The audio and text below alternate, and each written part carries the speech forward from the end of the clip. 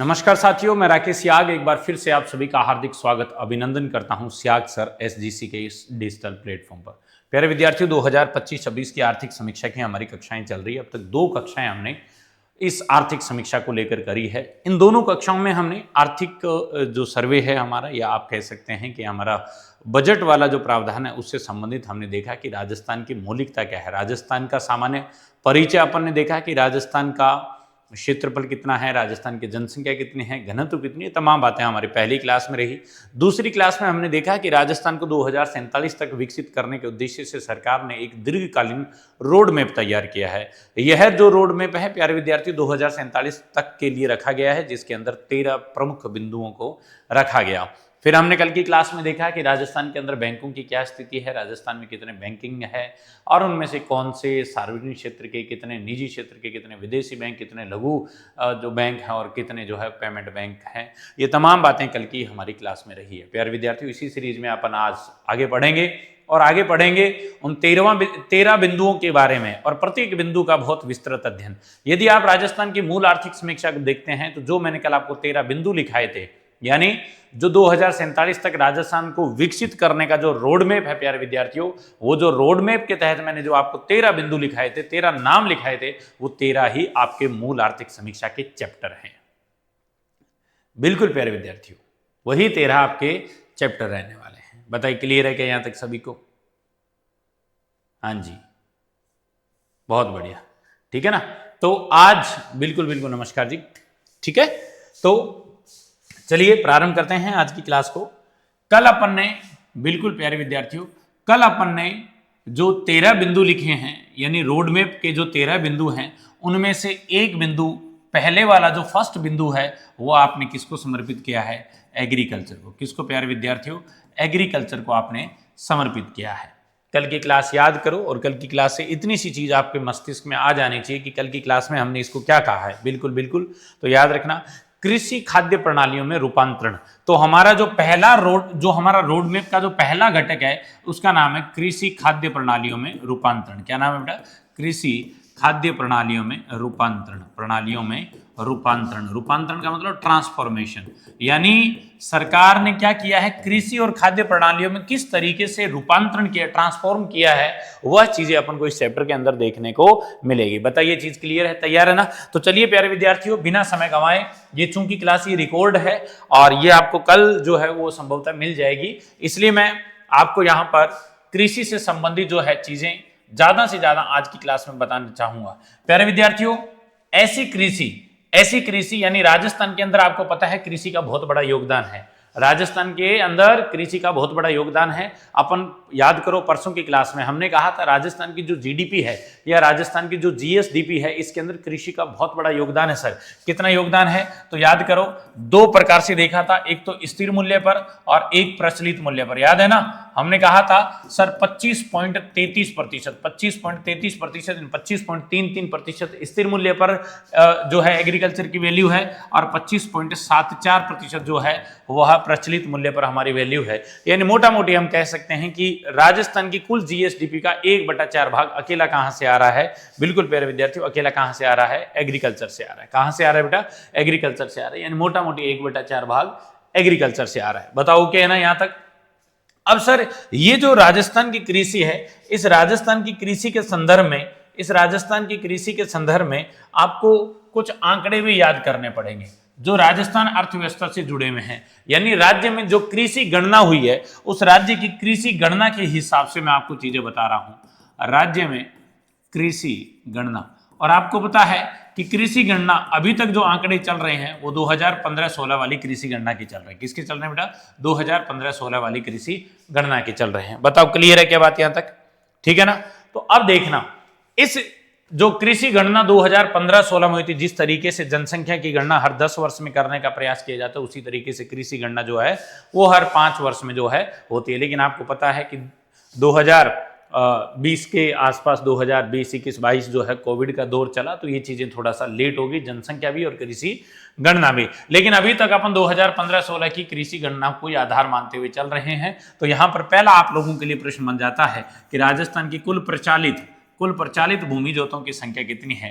राजस्थान की कुल प्रचालित भूजोतों की संख्या, ये सीधा सा प्रश्न आ जाता है। कुल प्रचालित भूजोतों की संख्या जो है यह आपसे पूछ ली जाती है। तो याद रखना प्यारे विद्यार्थियों, ये कितनी है? 76.55 लाख। कितनी बेटा? 76.55 लाख। ये आपको ध्यान रखना है कि राजस्थान के अंदर जो लोगों के नाम से आवंटित, जो बिल्कुल प्यारे विद्यार्थियों, जो लोगों के नाम से आवंटित भूजोत है उसकी संख्या आपसे पूछ ली जाए तो 76.55 लाख। कितनी बेटा? 76.55 लाख। बताइए क्लियर है क्या? दिख तो रहा है क्या? ठीक है, थोड़ा सा कट रहा है बट ठीक है, इधर है ना, दिख रहा है 76.55 लाख।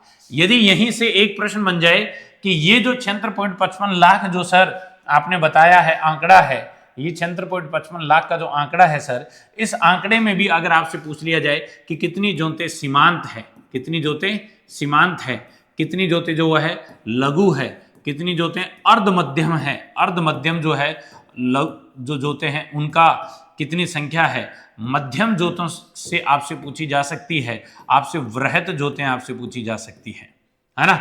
यानी बिल्कुल छोटे किसान, थोड़े उससे बड़े, थोड़े से बड़े, थोड़े से बड़े और फिर सबसे बड़े किसान, जिनको आप वृहत किसानों की श्रेणी में रखते हैं। प्यारे विद्यार्थियों, आप बहुत अच्छे से जानते हैं सीमांत, लघु, अर्ध मध्यम, मध्यम और वृहत किसान क्या होते हैं।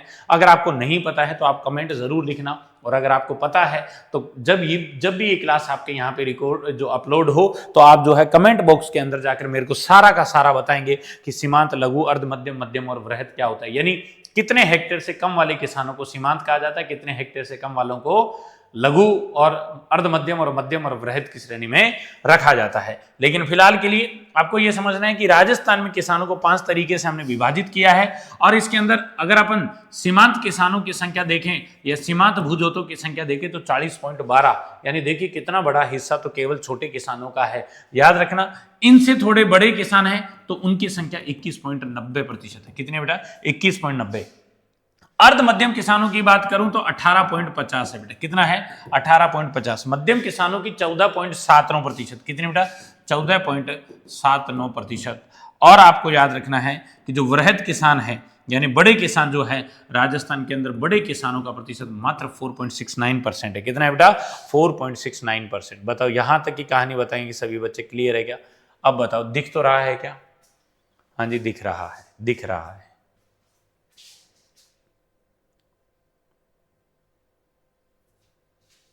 है ना।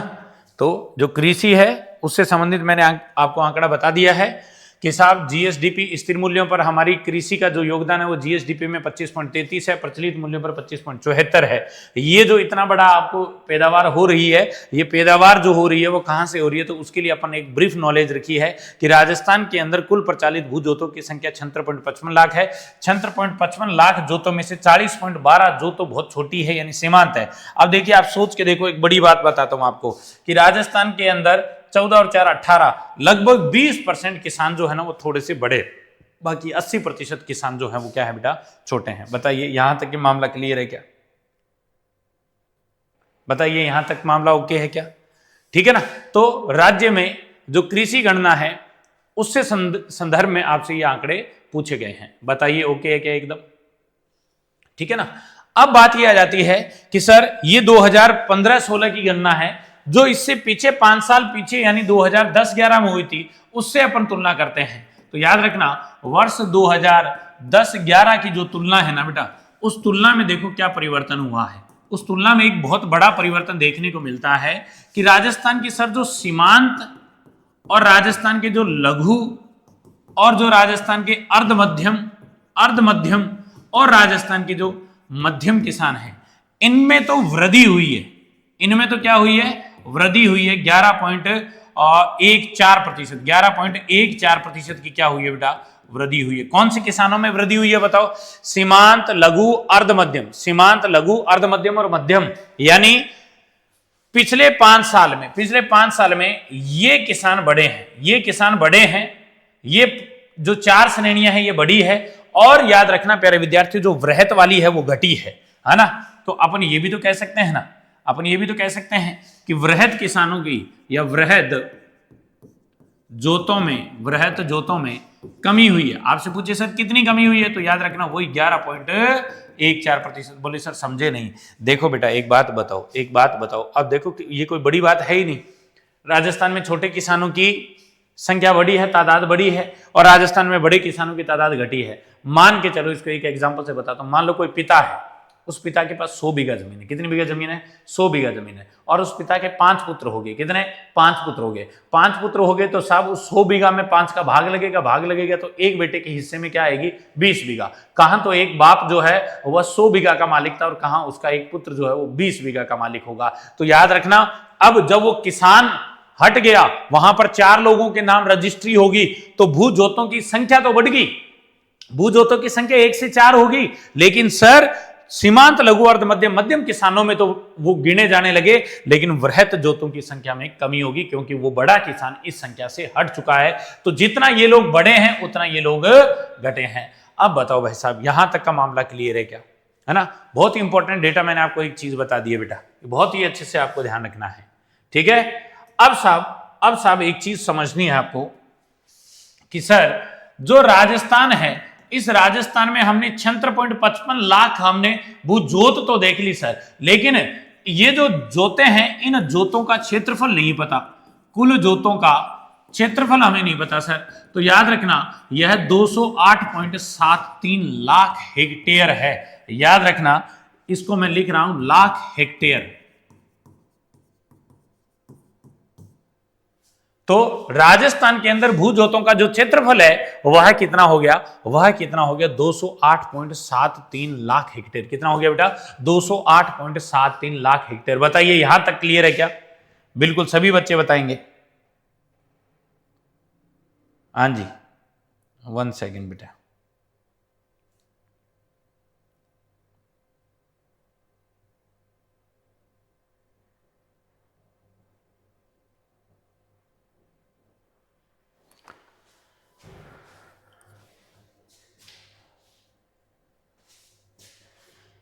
केम थोड़ा सा इसको चेंज करके देखो ना इसको। हाँ,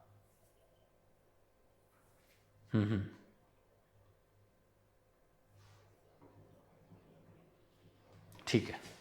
तो देखो मैंने क्या कहा कि कुल जोतें तो है 76.55 लाख, और कुल जोतों का क्षेत्रफल है 208.73 लाख हेक्टेयर। प्यारे विद्यार्थियों, यहां पर अब समझना है, अब यदि आपसे पूछ ले कि औसत कितना है, तो याद रखना राजस्थान की प्रचलित भू जोतों का औसत आकार, भू जोतों का औसत आकार अगर आपसे कोई पूछ ले, औसत आकार अगर आपसे कोई पूछ ले, तो बहुत इंपॉर्टेंट डेटा आपको दे रहा हूं, 2.73 हेक्टेयर। यानी एक किसान के हिस्से में कितनी जमीन आ रही है? राजस्थान के औसत 2.73 हेक्टेयर आ रही है। राजस्थान में कुल किसान या जोतों की संख्या जो है वो 76.55 लाख है। राजस्थान की कुल जो प्रचलित भू जोत है उसका क्षेत्रफल 208.73 लाख हेक्टेयर है। 208.73 लाख हेक्टेयर है। बताओ क्लियर है क्या? क्लियर है क्या? अब ये जो औसत आकार है ना बेटा, इस औसत आकार में भी पिछले 5 वर्षों में तुलना के बजाय देखे तो औसत में कमी आएगी। औसत में तो कमी आएगी ना।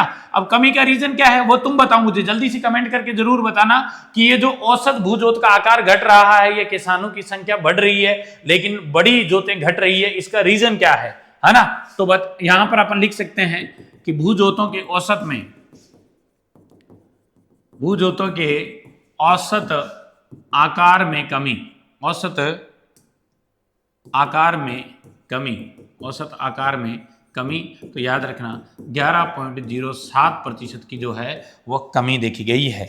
कमी देखी गई है कि भैया 5 वर्षों में, देखो 5 वर्षों में आपको ध्यान रखना है, 5 वर्षों में ये किसान बढ़े हैं, ये किसान घटे हैं। वहीं पर आपको याद रखना है कि सर औसत भी घटा है, और इन सबका एक ही कॉमन कारण है, वह कॉमन कारण है कि परिवारों का विखंडन होना, परिवारों का विखंडन होना यानी परिवारों का बंटना, जनसंख्या वृद्धि होना, जिसकी वजह से फिर कुल जमीन के बटे में भाग लगता है और वो जमीन के क्या हो जाते हैं मेरे लाडलो? टुकड़े हो जाते हैं। बताओ क्लियर है क्या बात यहां तक सभी को? है ना? अब मैं यही 2015-16 वाली जो जनसंख्या है इसके आधार पर आपको 2-4 पॉइंट और बता रहा हूं। यदि आपसे पूछ लिया जाए कि राजस्थान के अंदर कुल महिला प्रचालित जोत धारक कितनी है, महिलाओं की संख्या क्या है, प्रचालित जोत धारक यानी महिलाएं जो है वह कितने ऑपरेटिंग कर रही है एग्रीकल्चर को, तो याद रखना 7.75 लाख। कितनी बेटा? 7.75 लाख जो है वह बिल्कुल वह आपको याद रखनी है क्या है कि कुल महिला जोत धारक है। बताओ क्लियर है क्या?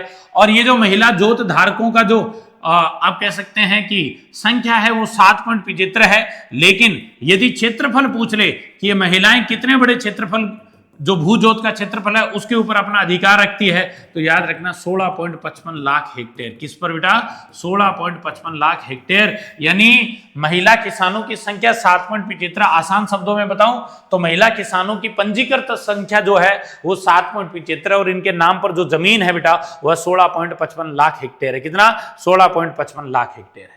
बताइए क्लियर है क्या? अब यहीं से मैं आपको एक और डेटा दे देता हूं।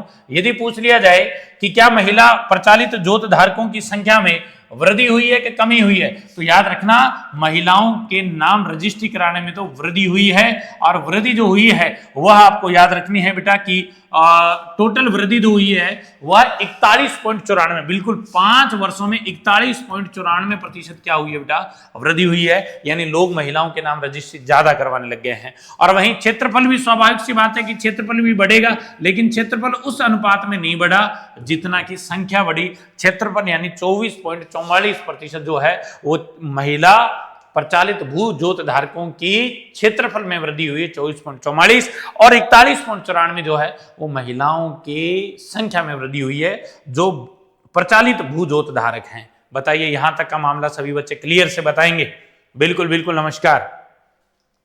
हाँ जी, कितना बेटा? 24.44। कितना? 24.44% जो है वह क्षेत्रफल में वृद्धि है। याद रखना, यहां पे गलती मत कर देना। 24.44 क्षेत्रफल में वृद्धि है, जबकि 41.94 जो है वह इनकी संख्या में वृद्धि है। वह किसमें? इनकी संख्या में वृद्धि है। बताइए ओके है क्या मामला यहां तक? तो ये हमारा जो राजस्थान है उस राजस्थान में कृषि का क्या है? योगदान है ना? कृषि के अंदर स्थिति है महिलाओं की, कृषि के अंदर स्थिति है कि हमने कितना जीडीपी प्राप्त किया है, कितना जो है वो सारी बातें अपन ने 25.33 स्थिर कीमतों पर पढ़ा है और 25.74 जो है वो हमारा जो है प्रचलित कीमतों पर है। बताइए क्लियर है क्या बात यहां तक सभी को? पहले अब तक देख लो हमने किन किन चीजों का अध्ययन किया है।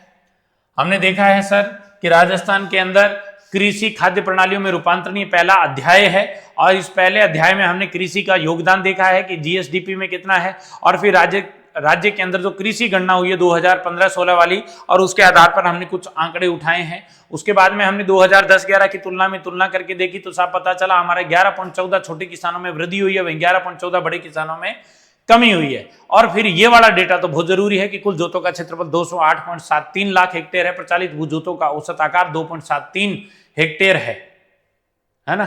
बिल्कुल।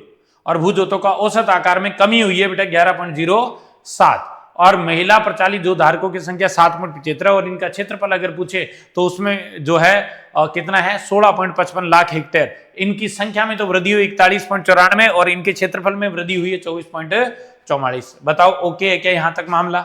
अब देखिए सर, ये जो राजस्थान का कृषि है, ये जो राजस्थान का कृषि है, इस कृषि का मैंने आपको एक चीज बता दी, इस कृषि की एक चीज बता दी कि राजस्थान का जीडीपी, राजस्थान का जीएसडीपी बोल दो या राजस्थान का जीएसवीए। अभी मैं बता दूंगा आपको राजस्थान का जीएसवीए क्या होता है, ये भी मैं बता दूंगा, लेकिन याद रखना एक बार के लिए जीडीपी और जीएसवीए को एक ही माना, बाकी इसमें अंतर है मैं बता देता हूं, लेकिन फिर भी एक बार याद रखना इसको। हमने अभी पढ़ा है कि स्थिर मूल्यों पर कितना है और प्रचलित मूल्यों पर कृषि का योगदान कितना है। कृषि योगदान कह रहा हूं कि कृषि का योगदान राजस्थान की जीएसडीपी जीएसवीए में स्थिर कीमतों पर कितना है, तो आप पढ़कर आए हो 25.33%, और प्रचलित कीमतों पर कितना है तो 25.74%। कितना? 25.74%। बताओ क्लियर है क्या? अब यहां पर मैं आपको दो बता रहा हूं कि राजस्थान में कृषि छोटी मोटी चीज नहीं है। राजस्थान में जो खरीफ दलहन उत्पादन है, राजस्थान में जो खरीफ की दलहन उत्पादन है, इसके अंदर देखो खतरनाक तरीके से 20.52 लाख मीट्रिक टन, याद रखना क्या कह रहा हूं, 20.52 लाख मीट्रिक टन का उत्पादन हुआ है। किसके अंदर प्यारे विद्यार्थियों? खरीफ दलहन में। किसमें बेटा? खरीफ दलहन के अंदर 20.52 लाख हेक्टेयर का उत्पादन हुआ है। बेटा वृद्धि भी देख रहे हैं इसमें, और वृद्धि है 2.34% की वृद्धि। इस एरो का मतलब समझ जाना, वृद्धि हुई है। एरो नहीं दिख रहा क्या? हाँ, तो याद रखना जो खरीफ दलहन उत्पादन है उसका प्रतिशत, उसका कितना मतलब उत्पादन हुआ है 20.52 लाख मीट्रिक टन का उत्पादन हुआ है राजस्थान के अंदर, जो गत वर्ष से 2.34% क्या है ज्यादा है। वहीं अगर मैं बात करूं रबी दलहन की, किसकी बेटा, रबी के सीजन का जो दलहन उत्पादन है, इस दलहन उत्पादन की याद करूं तो ये थोड़ा ज्यादा है प्यारे विद्यार्थियों, याद रखना 26.61 lakh metric ton, 26.61 lakh metric ton जो है वह हुआ है। और प्यारे विद्यार्थियों यहां कितनी वृद्धि है 2.34, यहां पर कितनी वृद्धि है सर 22.34। कितना आसान डेटा है, देखो कहां दिक्कत आ रही है बताओ आपको, कहां दिक्कत आ रही है। और ये 22.34 क्या है प्यारे विद्यार्थियों, वृद्धि है। क्या है ये, वृद्धि है, दिख रहा है क्या, हाँ। तो देखिए हमने कहा कि सर राजस्थान की जो कृषि है वो कोई छोटी मोटी चीज नहीं है। राजस्थान की कृषि का अगर राजस्थान की जीडीपी जीएसवीए में योगदान देखोगे ना सर तो 25.33 25.74 है। राजस्थान की जो कृषि है सर, ये खरीफ की दलहन उत्पादन में 20.52 लाख मीट्रिक टन का इसने प्रोडक्शन किया है सर, जो 2.34% की वृद्धि को दर्शाता है। वहीं सर अगर हम बात करें रबी की दलहन की तो 26.61 कितना lakh metric ton, 26.61 lakh metric ton, और जो वृद्धि हुई है वो 22.34% की। कितनी बेटा, 22.34% की जो है पिछले दिनों में इसमें क्या हुई है, वृद्धि हुई है। बताओ क्लियर है क्या। अब जो राजस्थान की कृषि इतनी शानदार है, इस कृषि को और उन्नत बनाने के लिए क्या किए जा रहे हैं, कोई प्रयास किए जा रहे हैं क्या सर सरकार की तरफ से।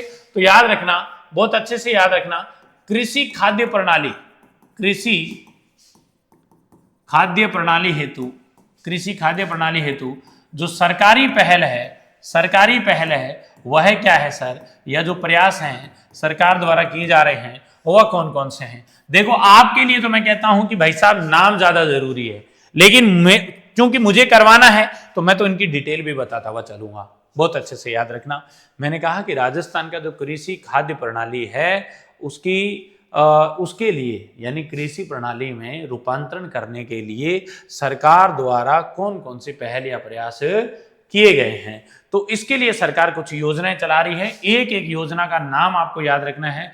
पहली योजना है मुख्यमंत्री बीज स्वावलंबन योजना। कौन सी योजना है,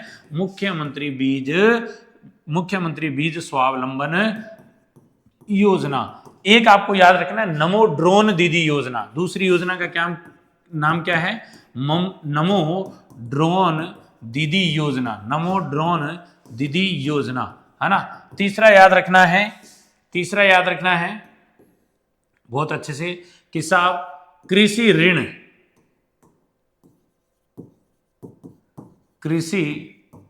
एवं सहकारी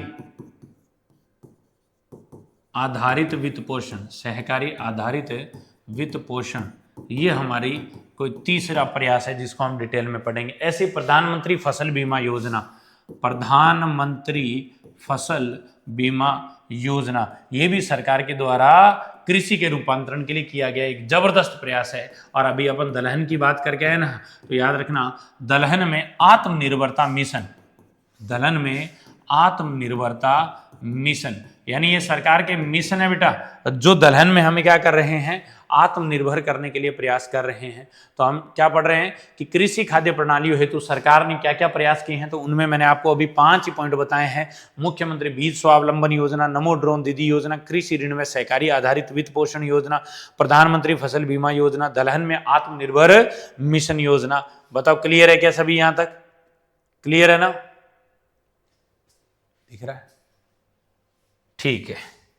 चलो मैं अगली स्लाइड पे लिख देता हूं बेटा, यहां तक ओके है। अच्छा 5 ही पॉइंट हुए ना।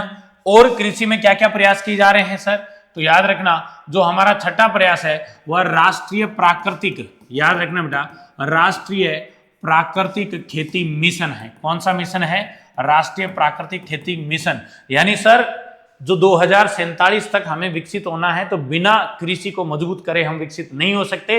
इसलिए सरकार क्या कर रही है कि कृषि क्षेत्र के अंदर आत्मनिर्भर होने के लिए कुछ अभियान, कुछ मिशन, कुछ योजनाएं चला रही है। याद रखना ऐसे ही एक बहुत ही शानदार सी केंद्र सरकार की योजना है प्रधानमंत्री धन धान्य कृषि योजना। कौन सी बेटा, धन धान्य कृषि योजना। ये अपन पढ़ते हैं कि 11 मंत्रालयों को मिलाकर इस योजना को चलाया जा रहा है और पूरे भारत के 100 ऐसे जिले चिन्हित किए जा रहे हैं जो सबसे कम उत्पादन करते हैं फसलों का, है ना। ऐसे ही याद रखना है पशुओं के लिए, क्योंकि लोग कृषि के अंदर पशुओं पर भी निर्भर है, जिसको अपन कहते हैं मुख्यमंत्री मंगला पशु बीमा योजना।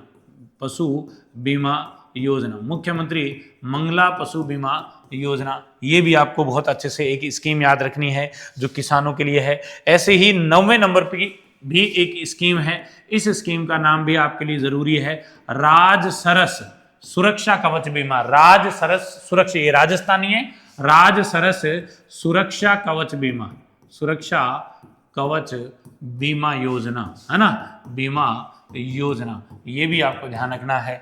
ऐसे ही एक और योजना आपको बता देता हूं, 10वां प्रयास, और वह है प्रधानमंत्री सूक्ष्म खाद्य प्रसंस्करण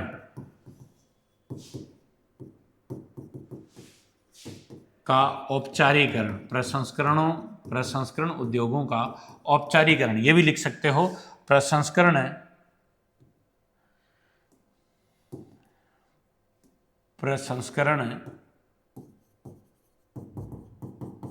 उद्योगों का औपचारीकरण, है ना। ये अपन पढ़ेंगे बेटा, एक एक स्कीम पढ़ते चलेंगे अपन, है ना, चिंता नहीं करनी आपको, ठीक है।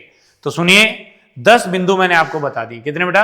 10 बिंदु बताए हैं, एक बार सारे देख लो। हमने कहा कि सर राजस्थान के अंदर कृषि को मजबूत करने के लिए कृषि खाद्य प्रणाली हेतु सरकार क्या प्रयास कर रही है, तो आपको याद रखना है कि सर सरकार ने कुछ योजनाएं चलाई है। सबसे पहली योजना मुख्यमंत्री बीज स्वावलंबन योजना है, दूसरी योजना आपको नमो ड्रोन दीदी योजना है, तीसरी योजना आपको कृषि ऋण में सहकारी आधारित वित्त पोषण योजना याद रखनी है आपको। फिर याद रखना है प्रधानमंत्री फसल बीमा योजना, आपको याद रखना है दलहन में आत्मनिर्भरता लेकर आना, चाहे वो खरीफ की हो चाहे रबी की हो। फिर हमने कहा कि राष्ट्रीय प्राकृतिक खेती मिशन भी एक योजना चल रही है, प्रधानमंत्री धन धान्य कृषि योजना भी चल रही है, मुख्यमंत्री मंगला पशु बीमा योजना भी जो है वो कृषि को मजबूत करने के उद्देश्य से चलाई जा रही है। ऐसे ही राजसरस सुरक्षा कवच बीमा योजना भी संचालित है, और ऐसे ही प्यारे विद्यार्थियों प्रधानमंत्री सूक्ष्म खाद्य प्रसंस्करण का औपचारीकरण जो है वह भी किया जा रहा है। तो इन तमाम योजनाओं के माध्यम से प्यारे विद्यार्थियों याद रखना है आपको कि सरकार जो है वह कृषि को क्या कर रही है मेरे लाडलो, मजबूत करने का प्रयास कर रही है। बिल्कुल यही वो योजनाएं हैं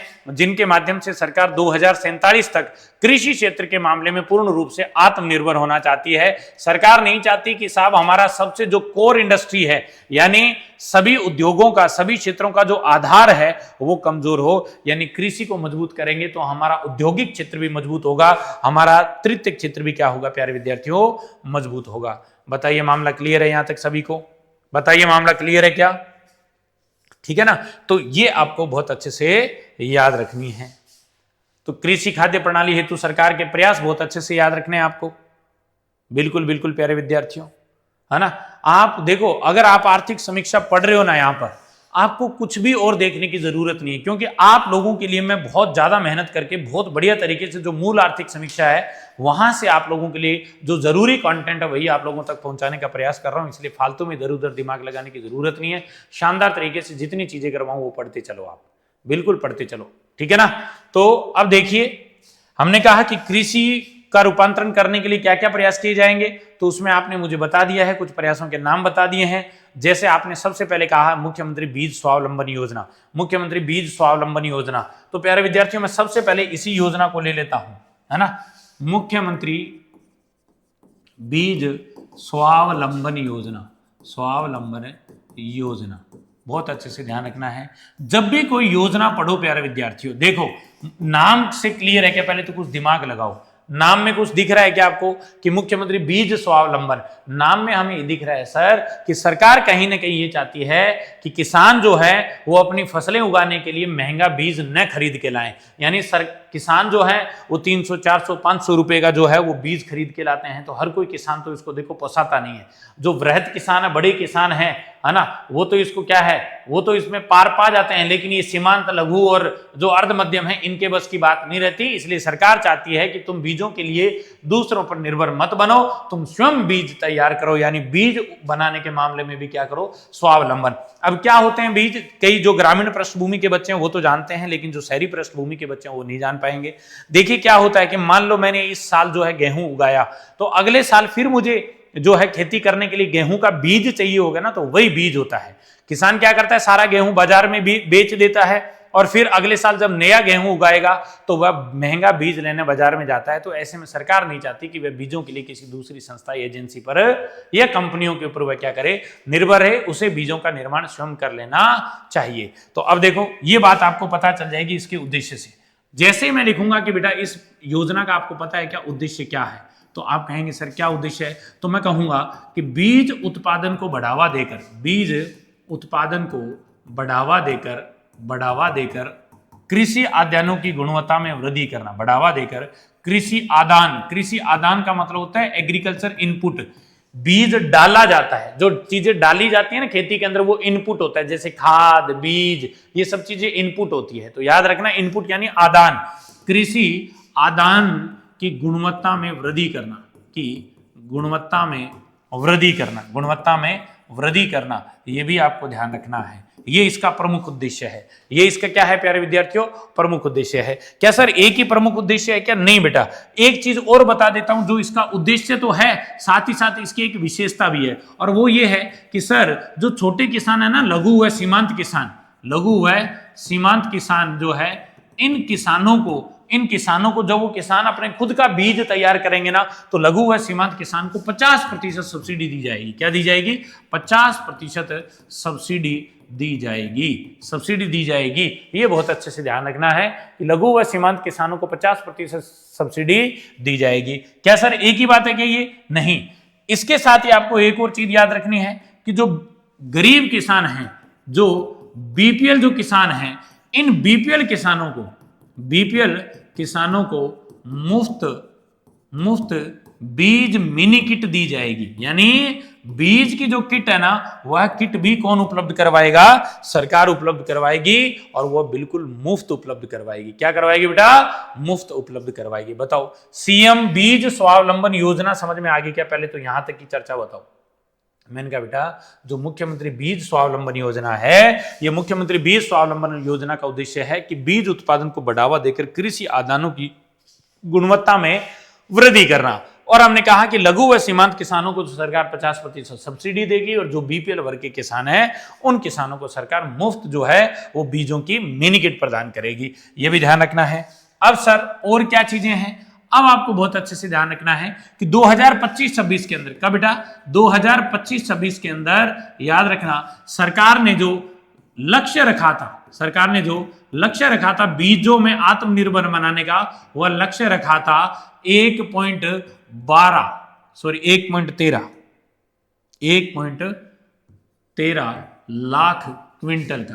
कितने का रखा था? 1.13 लाख क्विंटल का। याद रखना लक्ष्य हमने रखा 1.13 लाख क्विंटल का। कितना? क्विंटल का। और क्या? बीज वितरित करने का। तो याद रखना लक्ष्य 1.13 लाख क्विंटल बीज वितरण का लक्ष्य रखा है। किसका बेटा? बीज वितरण का। कितना लक्ष्य रखा? 1.13 लाख जो है क्विंटल। लेकिन सर किया कितना है? तो याद रखना लक्ष्य प्राप्ति याद रखना है आपको। लक्ष्य प्राप्ति कितनी करी है? तो सर याद रखना 1.12 लाख क्विंटल। कितनी बेटा? 1.12 लाख क्विंटल। जबकि लक्ष्य रखा 1.13 लाख क्विंटल का। किसका? 1.13 लाख क्विंटल का लक्ष्य रखा, जबकि हमने प्राप्त कर लिया 1.12 लाख क्विंटल। यहां तक की बात जो है वो आपको बढ़िया तरीके से बतानी है। बताइए भाई साहब। हाँ जी, कट रहा है ना? ठीक है। तो मुख्यमंत्री बीज स्वावलंबन योजना अपन देख रहे हैं। इस योजना का उद्देश्य मैंने बता दिया, और उद्देश्य बताने के बाद मैंने कहा बेटा कि 2025-26 में सरकार ने बीज वितरण का जो लक्ष्य रखा वह 1.13 लाख क्विंटल रखा था, जबकि बांट कितना दिया? 1.12 लाख क्विंटल। कितना? 1.12 लाख क्विंटल जो है वो सरकार ने क्या कर दिया? वितरण कर दिया है। एक बहुत बढ़िया तरीके से चीज याद रखनी है कि सरकार जो है ना, वह है इस योजना में यानी मुख्यमंत्री बीज स्वावलंबन योजना में, इस योजना में नई फसल जो किस्में हैं, नई फसल किस्मों को लोकप्रिय बनाने हेतु, नई फसल किस्मों को लोकप्रिय बनाने हेतु बनाने हेतु सरकार ने 31.50 लाख बीजों की मिनी किट वितरित की है। मिनी किट निशुल्क वितरित की है बेटा, निशुल्क वितरित करी है। देखो, दो उपलब्धियां बताइए मैंने इस 2025-26 के अंदर की। एक बात तो याद रखनी है कि सरकार ने सर जो बीज वितरण का लक्ष्य रखा है, बीज वितरण का लक्ष्य रखा है वह कितना रखा, 1.13 लाख क्विंटल, जबकि हमने प्राप्त कितना कर लिया, 1.12 लाख क्विंटल बीज जो है सरकार ने वितरित कर दिए। और वहीं अपन ने अभी कहा था ना कि जो बीपीएल वर्ग के लोग हैं, जो बीपीएल वर्ग के लोग हैं उनको तो बिल्कुल फ्री में दिया जाएगा। तो देखो, हमने उनके लिए हमारी सरकार ने क्या किया है, सरकार ने ये किया है कि सरकार कहती है कि हमने 31.50 लाख जो बीज मिनी किट है ना, वो उनका क्या कर दिया, निशुल्क वितरण कर दिया। उनका क्या कर दिया, निशुल्क वितरण कर दिया। एक चीज तो ये ध्यान रखनी है, ठीक है। एक मैं आपको इस योजना की बात और बताता हूं बेटा, इस मुख्यमंत्री बीज स्वावलंबन योजना में प्रशिक्षण से संबंधित भी एक प्रावधान है, वह भी आपको याद रखना है। इसके अंदर है ना, इस योजना में किसानों को बीज तैयार करने के लिए 1 दिवसीय प्रशिक्षण दिया जाता है। क्या दिया जाता है बेटा, 1 दिवसीय प्रशिक्षण दिया जाता है, जिसका खर्चा प्रतिदिन प्रतिदिन जो है वो खर्चा 30 रुपए है। कितना है, 30 रुपए। कितना बेटा, 30 रुपए आपको याद रखना है। एक किसान के हिस्से में कितना, 30 रुपए, यानी प्रतिदिन 50 किसानों को प्रशिक्षण देना है, तो कुल खर्चा जो आएगा वह 1500 रुपए। तो प्रतिदिन प्रति किसान जो है वो कितना खर्चा करने का सरकार ने लक्ष्य रखा है, कितना खर्चा करने का, 30 रुपए प्रशिक्षण पे, है ना। ये ध्यान रखना है आपको। बताइए, क्लियर है क्या? बिल्कुल। 1 दिवसीय प्रशिक्षण के लिए प्रश्न आ सकता है कि 1 दिवसीय प्रशिक्षण के लिए किसानों के ऊपर कितना खर्चा किया जाएगा, तो 30 रुपए। और कितने किसान एक बार में, केंद्रों के ऊपर जो पंजीकृत केंद्र हैं उनके ऊपर 50 किसानों को एक बार में प्रशिक्षण दिया जा सकता है, यानी 1500 रुपए के आसपास प्रतिदिन का खर्चा जो है सरकार भुगतेगी। बताइए, क्लियर है क्या यहां तक की चर्चा? यहां तक की चर्चा बताओ भाई साहब। पहली योजना पढ़ रहे हैं, बीज स्वावलंबन योजना, मुख्यमंत्री बीज स्वावलंबन योजना। उद्देश्य क्या है कि बीज उत्पादन को बढ़ावा देकर कृषि आदानों की गुणवत्ता में वृद्धि करना। लघु व सीमांत किसानों को 50% सब्सिडी दी जाएगी, और जो बीपीएल के किसान हैं उनको मुफ्त बीज मिनी किट वितरित की जाएगी। सर 2025-26 में हमने 1.13 लाख क्विंटल वितरण करने का उद्देश्य रखा था, और हमने 1.12 लाख जो है वो क्विंटल बीजों का वितरण कर दिया। सर हमारी सरकार ने जो नई फसल है उनकी किस्मों को लोकप्रिय बनाने के लिए 31.50 लाख मिनी किटों का क्या कर दिया, हमने निशुल्क वितरण किया है। और साथ ही साथ आपको याद रखना है कि 1 दिवसीय प्रशिक्षण भी इस योजना के तहत दिया जाता है। बताइए, और प्रतिदिन प्रति किसान कितना, तो आपको याद रखना है 30 रुपए। कितना भाई, 30 रुपए। बताओ, बिल्कुल, है ना। 30 रुपए का प्रतिदिन सरकार क्या करेगी, इनके ऊपर खर्चा करेगी। तो ये पहली योजना होगी। दूसरी योजना कौन सी है, याद करो, नमो ड्रोन दीदी योजना। याद रखना, अब कौन सी योजना पढ़ रहे हैं अपन, दूसरी, नमो ड्रोन दीदी योजना। नमो ड्रोन दीदी योजना, नमो ड्रोन दीदी योजना, नमो ड्रोन दीदी योजना। अब देखो, ये योजना है ना प्यारे विद्यार्थियों, ये स्वयं सहायता समूह के माध्यम से संपादित की जा रही है। स्वयं सहायता समूह मतलब महिलाओं के ग्रुप बनाए गए। क्या बनाए गए? ग्रुप बनाए गए, और उन ग्रुपों के माध्यम से जो है महिलाओं को आत्मनिर्भर बनाने के लिए उनको ड्रोन खरीदने के लिए क्या किया जा रहा है, प्रशिक्षित किया जा रहा है, और जो है वो आर्थिक मदद की जा रही है। बताओ, क्लियर है क्या? तो अपन क्या लिखेंगे, self help group, self help group, SHG। और देखो, सेल्फ का मतलब क्या होता है, स्वयं सहायता समूह, यानी कोई दूसरा आपकी सहायता करे न करे, लेकिन आप स्वयं की सहायता जरूर करें। तो SG ऐसे ग्रुप बनाए जाते हैं बेटा, है ना। तो SHG को क्या किया जाता है, SHG को 1070 कृषि ड्रोन खरीदने हेतु, 1070 कृषि ड्रोन खरीदने हेतु ब्याज का अनुदान किया गया है। ब्याज अनुदान, और ये कितना प्रतिशत ब्याज अनुदान, ब्याज अनुदान का मतलब होता है सरकार कितना प्रतिशत सब्सिडी दे रही है ब्याज के ऊपर, तो याद रखना 3% की सब्सिडी। कितने प्रतिशत की? 3%। बहुत अच्छे से याद रखना क्या कह रहा हूं मैं, कि सेल्फ हेल्प ग्रुप को पूरे राजस्थान के अंदर 1070, कितने बेटा? 1070 जो है वो कृषि ड्रोन खरीदने के लिए ब्याज अनुदान देगी सरकार 3% का। बेटा ये वही योजना है जिसका उद्घाटन नरेंद्र मोदी जी ने किया था। याद रखना, उद्घाटन से प्रश्न आ सकता है। उद्घाटन किसने किया है? नरेंद्र मोदी ने। नरेंद्र मोदी ने जो है इसका उद्घाटन किया, और कब किया तो वह तारीख भी याद रखना, 30 नवंबर 2023 को। 30 नवंबर 2023 को, 30 नवंबर 2023 को नरेंद्र मोदी ने इसका जो है वह उद्घाटन किया है। इसलिए उद्घाटन करने वाला है नरेंद्र मोदी, तो याद रखना प्रधानमंत्री जी के नाम पर ही इसका नाम नमो ड्रोन दीदी योजना, यानी महिलाओं को दीदी कहकर इन्होंने जो है वो संबोधित किया है। बताइए भाई साहब, यहां चीज क्लियर होगी क्या? बिल्कुल ठीक है, ठीक है, ठीक है, कोई बात नहीं, है ना, छोटी रख लेंगे। बच्चा 1 घंटे की क्लास में थोड़ा सा, क्योंकि इकोनॉमी जो समीक्षा है ये थोड़ा सा एक अलग तरीके का सब्जेक्ट हो जाता है ना, जो तुमने पहले कभी पढ़ा नहीं होता, ज़्यादा चीज़ें रटने वाली होती है, कॉन्सेप्ट क्लियरिटी नाम की कोई चीज़ होती नहीं है, तो ऐसी क्लास लंबी ना रखें तो ही बढ़िया है। फिर भी मैं कहता हूँ 40 मिनट की, लगभग कितनी 40 मिनट की क्लास ऑलमोस्ट आपकी हो चुकी है, और मैं कहता हूं कि 40 से ज्यादा इंफॉर्मेशन मैंने आपको दे दी है। जितना याद कर जाओ वही बहुत है। एक और बता देता हूं कि ये जो नमो ड्रोन दीदी योजना है ना, इसमें आपको ड्रोन जो खरीदना है ना, महिलाओं को ड्रोन खरीदने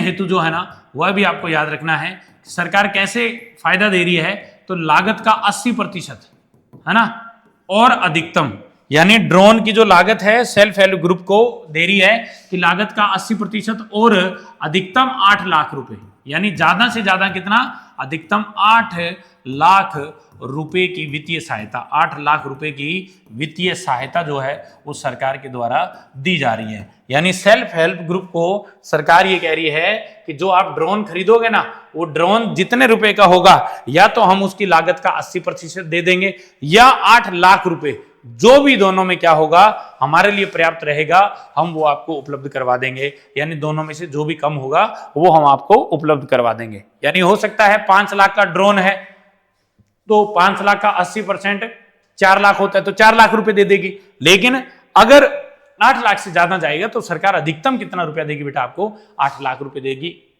ये कौन सी योजना बताओ? ये नमो ड्रोन दीदी योजना है। कौन सी? नमो ड्रोन दीदी योजना है। बताओ ओके है क्या यहां तक सभी को, है ना? तो 2 योजनाएं मैंने आपको बता दी है बेटा कृषि रूपांतरण के लिए।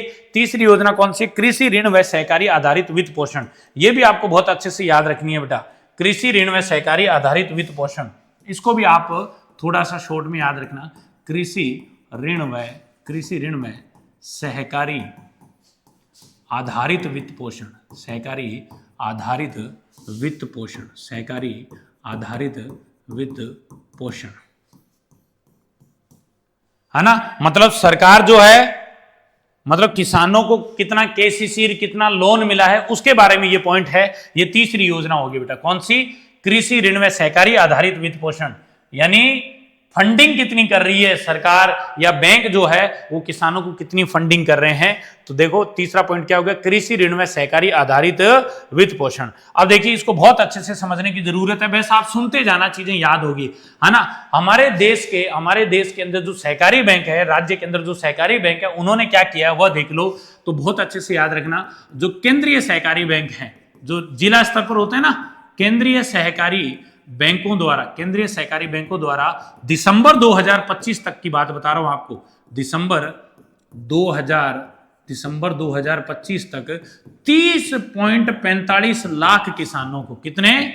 30.45 लाख किसानों को। कितने किसान हैं? 30.45 लाख। और मैं केवल कौन से बैंकों की बात कर रहा हूं? देखो राजस्थान के किसान भर के कर्जा ले रहे हैं। राजस्थान के किसान, केंद्रीय सहकारी बैंकों का जो आंकड़ा है वो बता रहा हूं कि दिसंबर 2025 तक राजस्थान के 30.45 लाख किसानों ने कितना ऋण लिया है? तो याद रखना ज्यादा नहीं है, 18,085.89 करोड़ का ऋण लिया है। कितना? 18,085.89 करोड़ का ऋण हमारे किसानों ने लिया है। ये डेटा आपके लिए बहुत जरूरी हो गया। और ये डेटा किसका है बेटा? केंद्रीय सहकारी बैंकों का। किसका है? केंद्रीय सहकारी बैंकों ने 2025 तक राजस्थान के 30.45 लाख किसानों को 18,085.89 करोड़ का 18,085.89 करोड़ का ऋण उपलब्ध करवा दिया। भाई साहब, इतने कर्जाइती हो गए राजस्थान के किसान। बताओ, क्लियर है क्या? यही नहीं, उपज जो होती है ना किसानों की उपज, उस उपज को भी किसानों ने क्या रख रखा है? गिरवी रख रखा है ना। तो वो भी आपको ध्यान रखना है कि उपज के विरुद्ध गिरवी ऋण के तहत 27 किसान, यहां पर याद रखने 27,000 नहीं है, मात्र 27 किसान जो है, इन 27 किसानों को 3% ब्याज पर, ज्यादा नहीं बेटा, 70.50 लाख रुपए दिए गए हैं। ये भी आपको याद रखना 2025-26 की बात है, यानी इस वर्ष की बात है। तो एक तो आपको याद रखना है कि सर, किसानों को केंद्रीय सहकारी बैंकों ने वित्त पोषण के नाम पर 30.45 लाख किसानों को 18,085.89 करोड़ का ऋण दिया है। और उपज को गिरवी रखने के जो ऋण है, उसके लिए उपज को गिरवी रखकर जो इसके विरुद्ध जो ऋण लिया गया, वो मात्र 27 किसानों ने, और मात्र कितना? 70.5 लाख रुपए का जो है वो ऋण लिया है। बताओ, क्लियर है क्या यहां तक सभी को? है ना। तो देखो सरकार कितनी योजनाएं दे रही है। एक तो हमने मुख्यमंत्री बीज स्वावलंबन योजना पढ़ ली, नमो ड्रोन दीदी योजना पढ़ ली, और एक वित्त पोषण वाली पढ़ रही। और कौन सी बेटा? हमारी प्रधानमंत्री फसल बीमा योजना। आ जाओ, अगली योजना आ जाओ बेटा, प्रधानमंत्री फसल बीमा योजना। ये कौन सी हो जाएगी आपकी? चौथे नंबर की हो जाएगी, है ना। चौथे नंबर की प्रधानमंत्री फसल बीमा योजना। वैसे तो आप सभी को पता है कि योजना 2016 में चली है। कब चली है बेटा? 2016 में। तो याद रखना 2016 की तारीख भी रख लेना, 18 फरवरी 2016 को। आज है 19 फरवरी, और मैं बता रहा हूं 18 फरवरी की बात, है ना। यानी बिल्कुल आज 19 तारीख और ये 18 फरवरी 2016 में इस योजना को संचालित किया गया था। आप सभी जानते हैं कि क्यों होती है ये योजना। तो फसल का नुकसान हो जाता है ना कई बार, तो फसल क्षति की भरपाई हेतु इस योजना को संचालित किया गया है। अच्छा सर, इस योजना को संचालित तो किया गया है, फिर ये बता दो इस 2025-26 में कितना जो है वो आपने फसलों की भरपाई करी है। तो आपको याद रखने, ज्यादा नहीं करी, लेकिन फिर भी याद रखना 6,206, कितना? 6,206.61 करोड़ रुपया। याद रखना प्यारे विद्यार्थियों, 6,206.61 करोड़ पूरे राजस्थान में 2025 के अंदर किसानों को फसल बीमा का क्लेम मिला है। ये बात भी आपको याद रखनी है। कितना? फसल क्षति की भरपाई के लिए इस योजना को हम लेकर आए, और इस योजना के तहत हमने कहा कि 2025-26 में 6,206.61 करोड़ का जो है हमने किसानों को क्या किया है? फसल बीमा क्लेम करवाया है। और ये योजना 18 फरवरी 2016 से संचालित है। ये जो फसल बीमा योजना है, इसका भी एक ध्यान रखना, यह योजना 2 योजनाओं को मिलाकर चलाई गई। 2 योजनाओं का मिश्रण है ये। 2 योजनाओं का क्या है बेटा? मिश्रण है। वो कौन कौन सी है? पहली योजना तो याद रखनी है एग्रीकल्चर इंश्योरेंस इन इंडिया। कौन सी बेटा? Agriculture insurance in India plus national agriculture insurance scheme. ये भी याद रखना है, national plus national agriculture insurance scheme. इन दोनों स्कीमों को मिलाकर प्यारे विद्यार्थियों 2016 की 18 फरवरी को हमारे देश में प्रधानमंत्री जी ने कौन सी योजना चलाई? प्रधानमंत्री फसल बीमा योजना, जिसके तहत हमने 2025-26 में 6,206.61 करोड़ रुपए का हमने क्या भरा है? एक तरीके से बीमा क्लेम जो है हमारे किसानों को मिला है। बताइए, क्लियर है क्या? तो ये हमारी होगी चौथी योजना। इतनी पढ़नी है आपको इन योजनाओं को, है ना। इन योजनाओं को इतना ही पढ़ना है। उसके बाद है दलहन में आत्मनिर्भरता मिशन। 4 होगी ना, 5वां दलहन में आत्मनिर्भरता मिशन। अब देखो दलहन में आत्मनिर्भरता मिशन का क्या मतलब है, इसको भी समझना। ये होगी आपके 5वीं दलहन में आत्मनिर्भरता, यानी हमें दाल वगैरह जो है वह आयात नहीं करने पड़े। आयात नहीं करने पड़े। तो याद रखना ये मिशन प्यारे विद्यार्थियों 6 वर्ष के लिए संचालित किया गया। कितने वर्षों के लिए? 6 वर्ष के लिए संचालित किया गया और ये संचालित हुआ 2025 से। तो 6 का मतलब है 2031 तक। तो याद रखना 2025 से लेकर 2031 तक जो है वह क्या करेगी, दलहन में राजस्थान को आत्मनिर्भर बनाने के लिए हमने मिशन क्या किया है, स्थापित किया। इंपॉर्टेंट है, अब तक जो अपन ने पढ़ा है ना उनमें सबसे इंपॉर्टेंट है, सबसे इंपॉर्टेंट चीज बता रहे हैं कि दलहन में आत्मनिर्भरता मिशन के तहत कौन कौन सी दालों के ऊपर जो है वो विशेष फोकस किया जाएगा। तो याद रखना 3 प्रमुख दालों के नाम याद रखने, अरहर का, उड़द की दाल और मसूर की दाल। कौन सी दाल बेटा?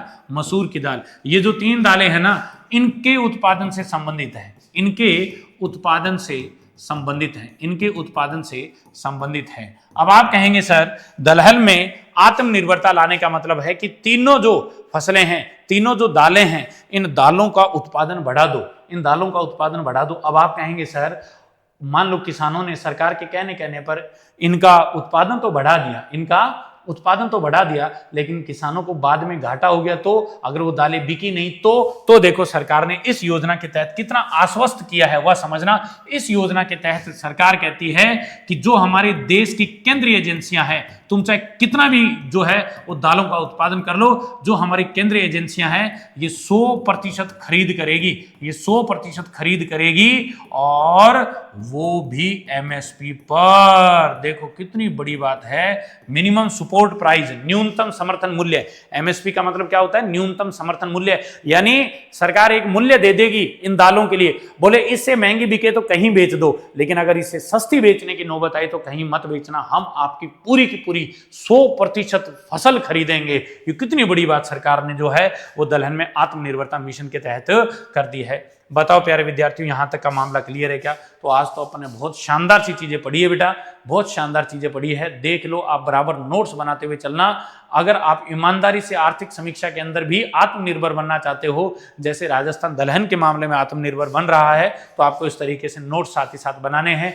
जीएसडीपी की बात करनी है, कृषि जोतों का वर्गीकरण पढ़ना है ना।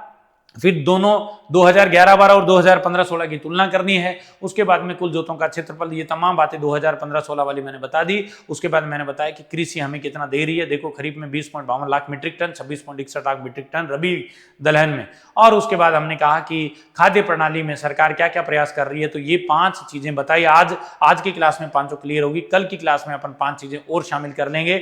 और फिर हमने एक एक योजना को, मुख्यमंत्री बीज स्वावलंबन योजना को पढ़ा, उसके बाद नमो दीदी योजना को पढ़ा, फिर हमने कृषि ऋण में सहकारी आधारित वित्त पोषण को पढ़ा, फिर हमने पढ़ा प्रधानमंत्री फसल बीमा योजना को, और सबसे लास्ट में हमने पढ़ा दलहन में आत्मनिर्भरता मिशन। मैं उम्मीद करता हूं कि क्लास आप लोगों के लिए बहुत कारगर है। आप किसी भी भर्ती परीक्षा की तैयारी कर रहे हैं, आप ये बढ़िया तरीके से नोट्स साथ में बनाते हुए चलें। कल मिलेंगे पुनः इसी समय, तब तक के लिए नमस्कार, जय हिंद, जय भारत, राम राम सा, थैंक यू।